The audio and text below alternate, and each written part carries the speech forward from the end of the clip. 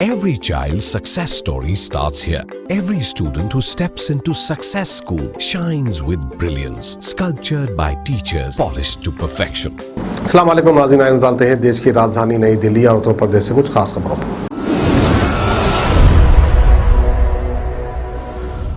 दिल्ली के मुख्यमंत्री अरविंद केजरीवाल ने आज एक ट्वीट करके केंद्र सरकार से अपील की है कि सिंगापुर के साथ एयरलाइन सर्विसेज सारी रद्द की जाएं और इसके साथ ही उन्होंने बच्चों के लिए वैक्सीनेशन करने की गुजारिश भी की है। दरअसल इसके पीछे उन्होंने जो वजह बताई है वो है सिंगापुर में फैला कोरोना का नया रूप।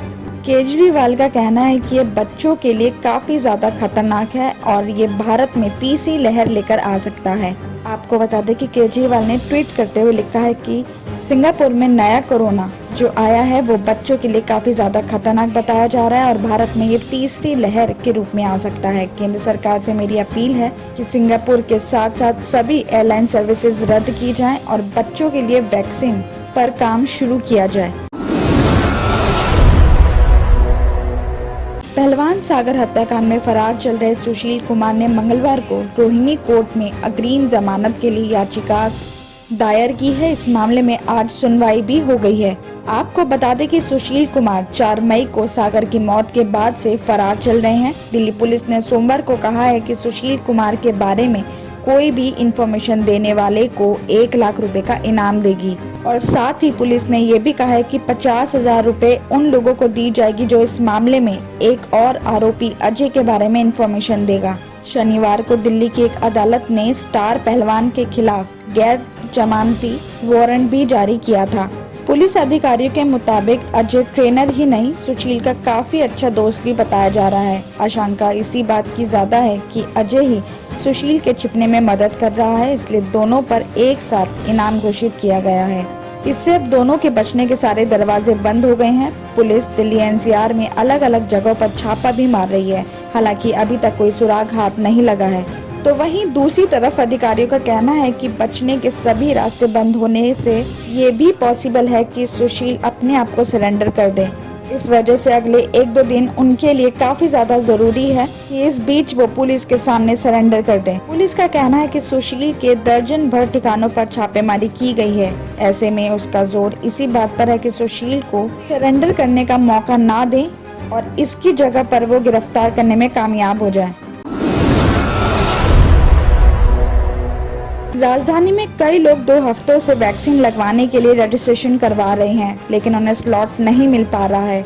आधी रात तक जाकर लोगों को वैक्सीनेशन सेंटर मिलने का इंतजार करना पड़ रहा है, लेकिन जैसे ही वैक्सीन बुकिंग खुलती है 5 से 6 मिनट में ही पूरा स्लॉट भर जाता है। तो वहीं एक शख्स ने बताया कि वैक्सीन लगवाने के लिए रजिस्ट्रेशन कर रहे हैं, लेकिन अभी तक किसी भी जिले के वैक्सीनेशन सेंटर पर उनको स्लॉट नहीं मिल रहा है। उन्होंने बताया कि जब भी रजिस्ट्रेशन करते हैं हर टाइम स्लॉट भरा हुआ ही मिलता है। वहीं कुछ लोग ऐसे भी हैं जिन्हें वैक्सीन की दूसरी डोज भी नहीं मिल पा रही है। इस मामले में स्वास्थ्य विभाग के एक अधिकारी ने बताया कि वैक्सीन की कमी होने की वजह से 18 से ज्यादा उम्र के लोगों को वैक्सीनेशन में प्रॉब्लम आ रही है। जब तक उन्हें वैक्सीन नहीं मिलेगी ये प्रॉब्लम बनी रहेगी। साथ ही उन्होंने ये भी कहा कि दिल्ली में 45 साल से ज्यादा उम्र के लोगों के लिए सोमवार से डायरेक्ट सेंटर पर आकर रजिस्ट्रेशन कराने की फैसिलिटी शुरू कर दी है और ऐसे में इन लोगों को अब कोई प्रॉब्लम नहीं होगी।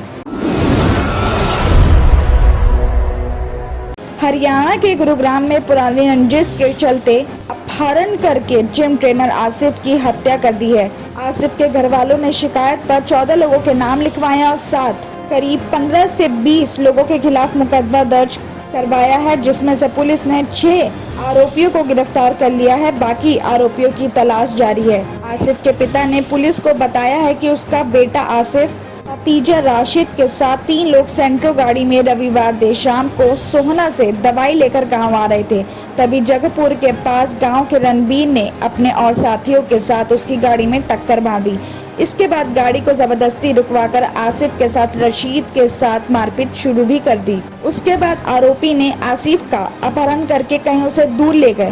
राशिद की इस खबर पर घर वाले भी वहां पहुंच गए और आसिफ को ढूंढने लगे, लेकिन उसका कोई सुराग नहीं मिला।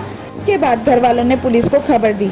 और पुलिस ने देर रात को नंगली गांव के पास से आसिफ की बॉडी को बरामद कर लिया। पीड़ित जाकिर ने गांव के ही आरोपियों पर अपहरण कर हत्या का आरोप लगाया है। पुलिस ने बॉडी को पोस्टमार्टम के लिए भेज दिया है। आसिफ के घर वालों ने आरोपी में ये भी बताया कि जिम में तोड़फोड़ करके लाखों रुपए का सामान भी लूटा था। तो वहीं आरोपियों का ये भी कहना है कि आसिफ ने कई साल पहले स्कूल के एक प्रोग्राम में कपड़े बदल रही लड़कियों के फोटो भी खींच लिए थे। तभी से दोनों पक्षों के बीच किसी न किसी बात को लेकर झगड़ा चल रहा था और 1 महीने पहले ही गांव में पटवारी पर हमला भी किया था और उन्होंने किसी और के घर जाकर अपनी जान बचाई थी। और इसके अलावा आसिफ ने पटवारी के भाई अडवाणी और चचेरे भाई के साथ भी मारपीट की थी। लेकिन इस मामले में नूर जिला हेडक्वार्टर के डीएसपी सुधीर तनेजा ने बताया कि इस मामले में किसी आरोपी को नहीं बख्शा जाएगा। पुलिस ने पीड़ित की शिकायत पर 24 घंटे के अंदर 6 आरोपियों को गिरफ्तार कर लिया है और पीड़ितों को न्याय दिलाया जाएगा।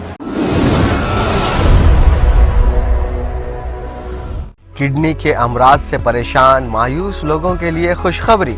R&S यूनानी फार्मेसी किडनी और गॉल ब्लैडर स्टोन के खात्मे का जरिया। अब UNI स्टोन कैप्सूल्स के जरिए खात्मा कीजिए। No operation, no side effects, 100% result. सिर्फ UNI स्टोन कैप्सूल से मुस्तहिक लोगों के लिए खुसूसी रियायत। फिर से पथरी न होने का मुकम्मल इलाज। दर्द, कॉन्स्टिपेशन और पुराने कब्ज से निजात पाइए। आज ही तशरीफ लाएं।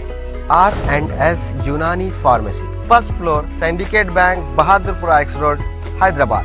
कॉन्टैक्ट 9703 939 436 9063 383760।